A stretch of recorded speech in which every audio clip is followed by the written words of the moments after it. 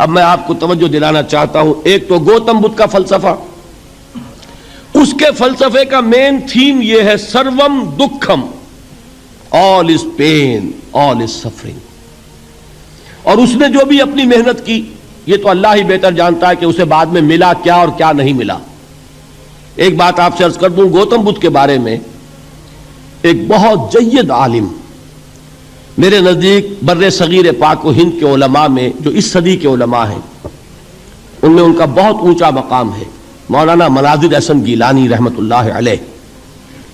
گیلان قصبہ ہے ایک بہار کا، وہاں کے رہنے والے تھے. ان کی زندگی زیادہ گزری حیدرآباد دکن میں، عثمانیہ یونیورسٹی میں استاد رہے. انہوں نے گوتم بدھ کے بارے میں یہ لکھا ہے کہ میرا یہ گمان ہے کہ وہ بھی اللہ کے نبی تھے، اور اس کی دلیل دی ہے.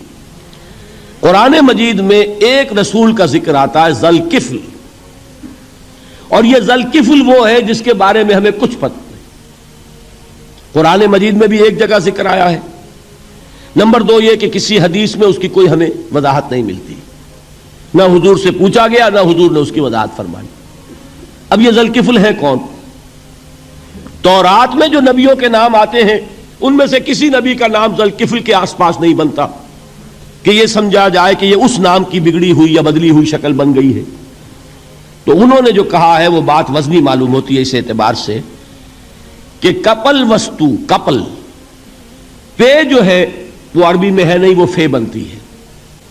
تو ذوالکفل کے معنی کفل والا، اور یہ کفل جو ہے کپل، کپل والا جس کو ہم کہتے ہیں کپل وستو کا شہزادہ. تو انہوں نے یہ کہا ہے کہ گوتم بدھ کے بارے میں یہ خیال، یہ میں عرض کر دوں کہ اس کو ہم یقین سے نہیں کہہ سکتے، یہ ان کا گمان ہے، خیال ہے، واللہ عالم کہیں گے ہم، لیکن امکان ضرور موجود ہے. قرآن کہتا ہے وَلِكُلِّ قَوْمٍ ہاد، ہم نے ہر قوم میں ہادی بھیجے.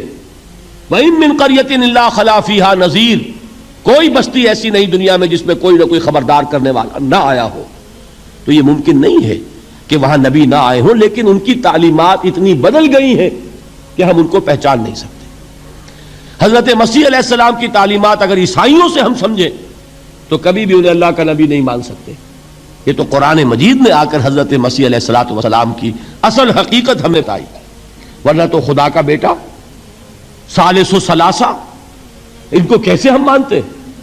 لیکن یہ کہ قرآن نے بتایا. تو جان لیجئے ہو سکتا ہے کہ گوتم بدھ بھی اللہ کے نبی ہو، لیکن ہو سکتا ہے کہ درجے میں کہیں گے، یقین سے نہیں کہیں. بہرحال گوتم بدھ نے اس دکھ، رنج، صدمہ، غم جو انسان کا مقدر ہے اس کا مشاہدہ کیا، اور پھر تپسیائیں کی، علم حاصل کیا، رشیوں منوں کے پاس گیا. اس نے کوشش کی کہ معلوم ہو سیلویشن کا راستہ کون سا ہے، اس دکھ سے نجات پانے کی کوئی سبیل بھی ہے کہ نہیں، اس غم سے، اس نجات سے، اس اندوہ سے انسان کسی طریقے سے چھوٹ سکتا ہے یا نہیں. اسی کو سیلویشن کہتے ہیں انگریزی میں، اسی کو ہندی میں نروان کہتے ہیں، اسی کو عربی میں نجات کہتے ہیں. ان النجات معلقۃ بمجموع هذه الاشیاء. میں نے امام رازی رحمت اللہ علیہ کے الفاظ میں آپ کو وہ لفظ بتایا، نجات کی راہ. اچھا، جدید فلسفوں میں جن حضرات کو دلچسپی کی بات ہے انہی کے بارے میں یہ عرض کر رہا ہوں. جدید فلسفوں میں بھی ایک فلسفہ ہے وجودیت، ایگزسٹانشلزم. آپ نے نام سنا ہوگا سارترے، یہ فرینچ فلاسفر، اور اس وقت دنیا میں جو نوجوان نسل ہے وہ بہت زیادہ متاثر ہوئی ہے سارترے کے فلسفے سے. کرکیگارڈ پرانے دور میں اور سارترے اس دور میں، ان کے فلسفے کا نام ہے وجودیت، ایگزسٹانشلزم.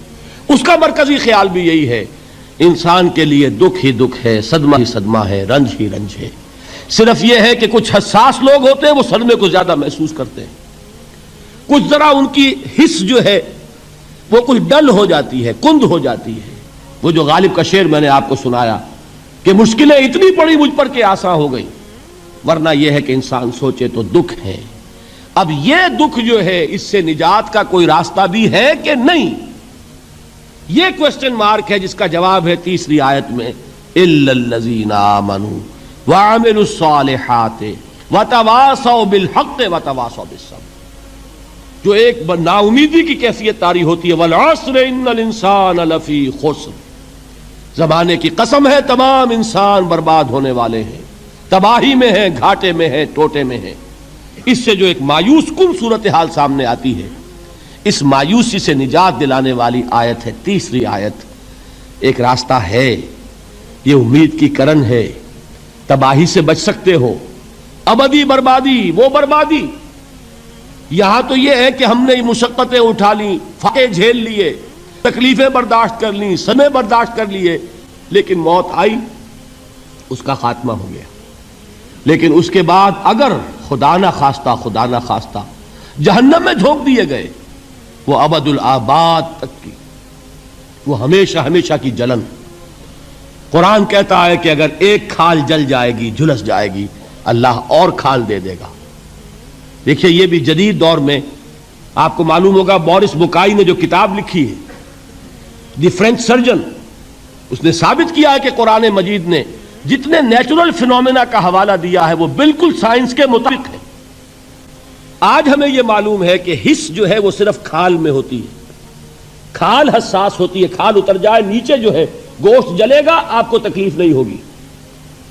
معلوم قرآن نے کہا ہے کہ جب کھالیں ان کی جھلس جائیں گی، ہم نئی کھال دے دیں گے تاکہ وہ سوزش جو ہے، وہ جلن کا احساس برقرار رہے، وہ ختم ہونے نہ پائے۔ حالانکہ اس کی ضرورت نہیں ہے، اگر اندر کا گوشت بھی حس والا ہوتا تو پھر کھال دوبارہ عطا کرنے کی ضرورت نہیں ہے، گوشت جلے گا، اس سے بھی جلن کا اور سوزش کا احساس ہو جائے گا۔ لیکن قرآن کہتا ہے کہ نہیں، کلما نضجت جلودہم بدلنا لہم جلودا غیرہا، جب ان کی کھالیں جھلس جائیں گی، جل جائیں گی، ہم ان کی کھالیں بدل دیں گے تاکہ وہ سوزش برقرار رہے۔ ثم لا يموت فیہا ولا یحیا، پھر نہ وہ اس میں جی سکے گا نہ مر سکے گا، نہ زندوں میں ہوگا نہ مردوں میں ہوگا۔ موت کو پکارے گا، کاش کہ موت آ جائے جو مجھے اس مشقت سے اور مشکل سے چھٹکارا دلا دے۔ وہ موت جس سے اس وقت ہم بھاگتے ہیں، اگر خدا نہ خواستہ اس جہنم میں جھونکے گئے تو پھر موت کو پکاریں گے اور موت نہیں آئے گی۔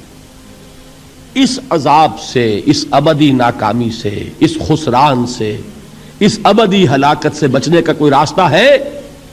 وہ جو میدان حشر میں پکاریں گے لوگ، این المفر، کوئی جائے فرار ہے، کوئی جائے پناہ ہے؟ وہ جائے فرار، وہ جائے پناہ اس دنیا میں اللہ نے ہمیں عطا فرمائی، اسی کا نام صراط مستقیم ہے۔ الا الذین آمنوا وعملوا الصالحات وتواصوا بالحق وتواصوا بالصبر۔ ایک راستہ ہے، اس کے یہ چار نشان ہائے راہ ہے، سنگ ہائے میل ہے۔ پہلا ایمان، دوسرا عمل صالح، تیسرا تواصی بالحق، چوتھا تواصی بالصبر۔ اس صراط مستقیم پر بچو گے، نروان حاصل ہو جائے گا، نجات حاصل ہو جائے گی، کامیابی سے ہمکنار ہو جاؤ گے، اس ابدی خسران سے نجات پا جاؤ گے۔